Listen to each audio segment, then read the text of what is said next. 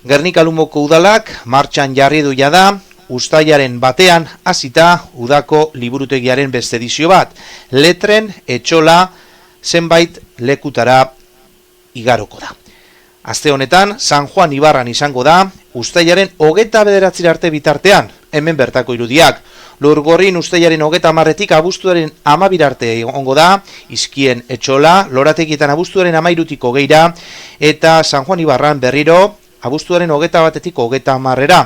Liburuekin eta irakurketarekin udalerriko umeek gozatzeko aukera eskainiz. Bere ordutegiak goize 10:00 ordu bat erdietara, arratsaldez 4:00 8:00 astelehenetik ostiralera bitartean eta jaietan ez. Gainera, jarriko den toki guztietan mailak izango dira, irakurketarekin batera, mai jolasak izango dira nagusi.